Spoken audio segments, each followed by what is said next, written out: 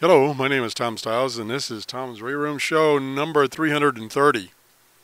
Got a interesting post or message from one of my Yahoo groups, this one being the SDR-radio group. SDR-radio is a program written by a gentleman named Simon, who also originally wrote the Ham Radio Deluxe program for controlling your shortwave radios. And this newer one that he's been working on this past year or so is for controlling SDR radios, software-defined radios. And so I belong to his Yahoo group, and I got a message today that was posted from him that said he's posting some simple software routines to help you as the shortwave listener. And so I went to his website and looked at and see what he was talking about. So if we go there right now, here's his website, which is dit-dit-dis-com.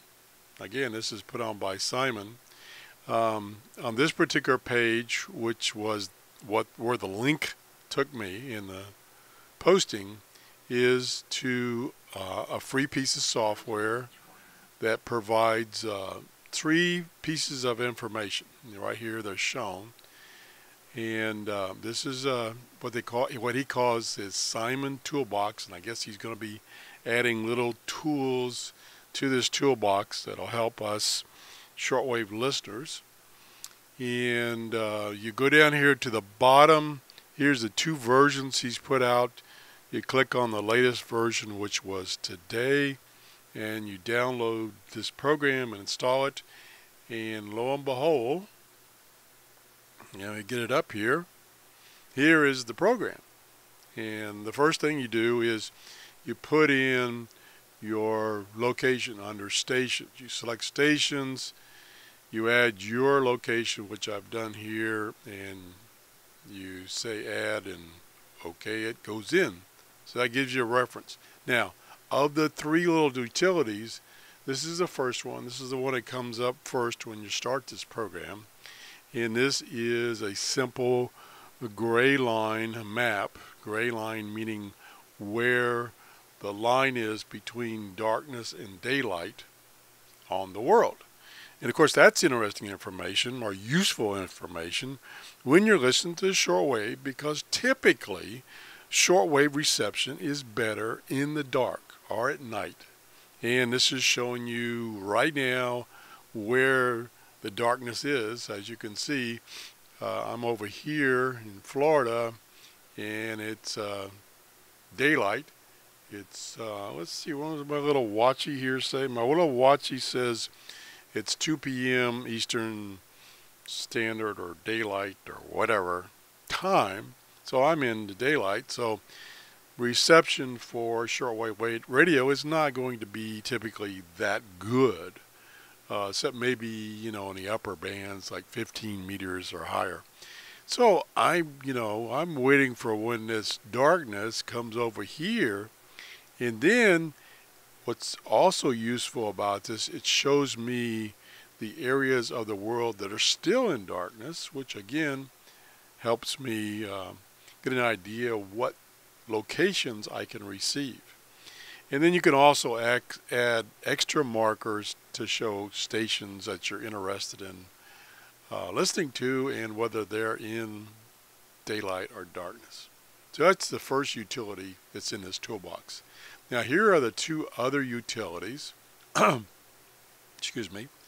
Solar data. So I click on solar data, and here it provides a graph of the solar data. As I've mentioned before, this is an indication of shortwave band conditions.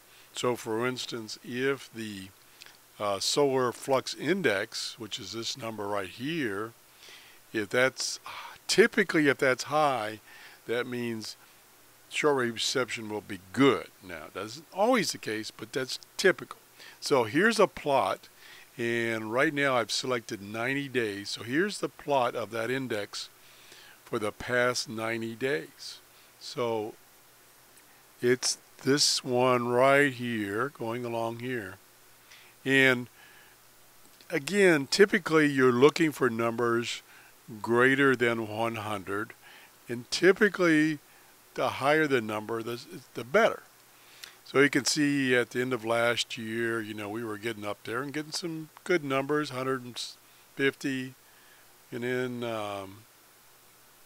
in November last year it was running pretty high, and then it went down for a while, and then it went back up in December, and so on. So now let's expand this, and let's go to 30 days, the last 30 days worth of information. And so you can see it started May 29th, and it's just right above 100, and then it went up. So the 1st of June reception should have been pretty good on shortwave, and now it's gone crashing back down, and it's less than 100. It's been that way for quite a long time, and this is where, you know, I've been complaining about shortwave reception has not been very good, and the index supports that condition. And it also, this graph provides number of sunspots.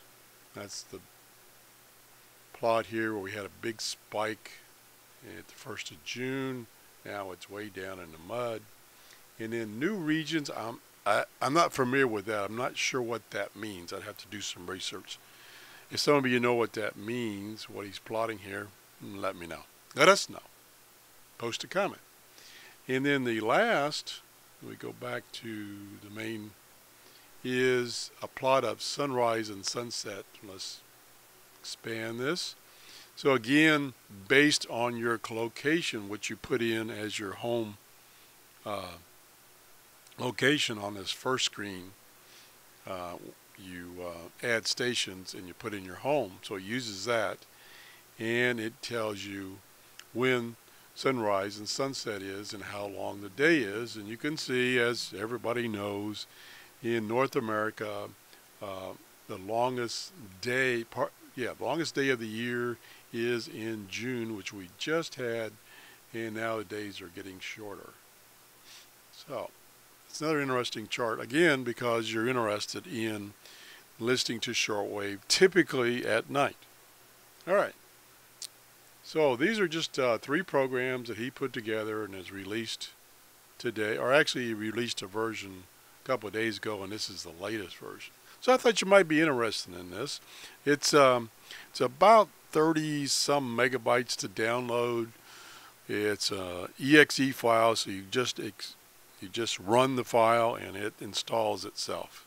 And and there are a number of options. You know, you can change the coloring of this grayscale here, and some more ways to view it. Set the background of the map. Same way with this plot here. You can change some of the appearances. You can change how the data is plotted. You can actually plot the values. So here it shows the values, and now you can see that the SFI here down in the 90s, it's finally coming back up finally. And then, like I say, you can plot even 365 days. Let me turn this values off so you can see a little better. There's what the data's been doing over the last year, last calendar year. So, you know, and you can do screenshots so you can save some of these plots and whatever, you know. I just thought it was cool. Simon always has some really nice software. Like I say, the Ham Radio Deluxe was an excellent program, and the SDR-radio program he's working on now is, again, an excellent SDR radio. And it's an excellent program for SDR radios, such as that $20 dongle I've told you about it will control that little thing. So anyway, that's the show for today. If you enjoyed the show, please give me a thumbs up. Thanks for watching. Bye-bye.